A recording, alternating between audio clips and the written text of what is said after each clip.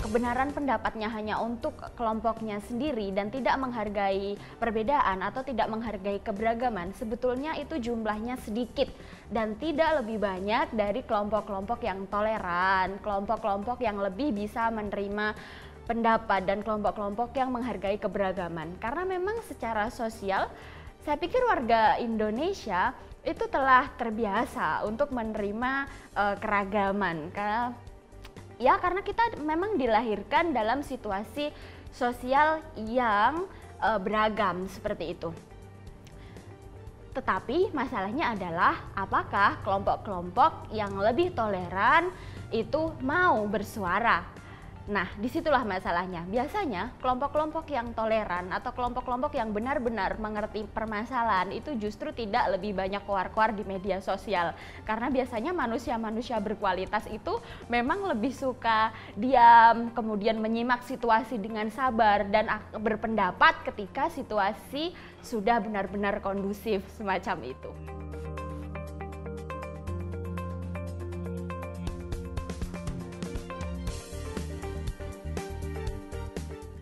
Ada beberapa organisasi pergerakan Islam di kampus yang mereka mendadak mengajarkan politik untuk anggota-anggotanya atau untuk para kadernya. Padahal kita tahu sendiri di usia berapa Kanjeng Nabi Muhammad SAW itu menerima nubuah atau kerasulan. Kemudian kita bisa contohkan misalnya pemimpin-pemimpin Indonesia di masa lalu, Kiai Haji Wahid Hasyim, Hamka, Natsir, mereka itu adalah orang-orang yang di masa mudanya mereka menuntut ilmu dulu dalam rentang waktu yang panjang dan dalam untuk kemudian ketika dalam usia yang sudah matang itu mereka menerima perbedaan dan kemudian menjadi pemimpin yang bijak, pemimpin yang adil.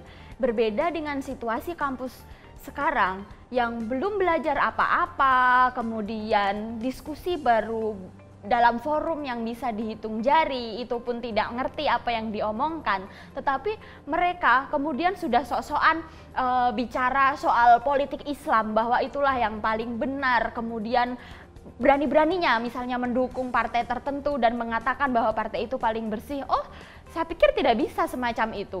Oh, mereka mungkin baca buku siasah Islam saja baru satu judul aja misalnya, padahal ada ratusan judul tentang itu dan ada di masing-masing judul yang ratusan itu kemudian ada banyak perbedaan.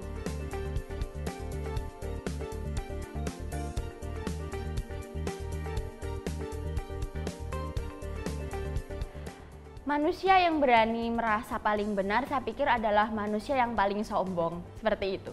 Jadi bagaimana agar kita menjadi manusia yang biasa saja, manusia yang tidak memaksakan kebenaran kepada pihak lain, adalah caranya ya kita merasa bahwa ilmu kita itu tidak seberapa. Ilmu kita hanya tidak ada satu tetesnya di laut, di samudra ilmu pengetahuan yang Allah miliki, seperti itu.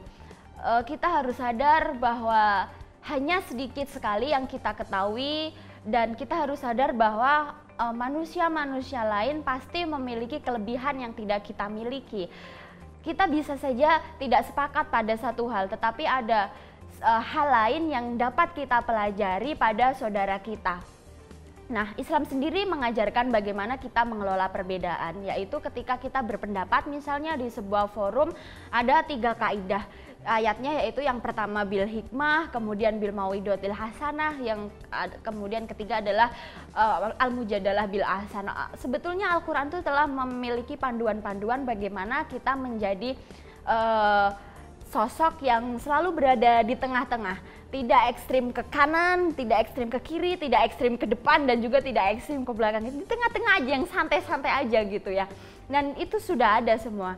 Jadi ya kata kunci menjadi manusia slow ya sebetulnya itu sangat sederhana ya. Kita tahu bahwa kita tuh bodoh gitu aja, jangan sok pinter deh.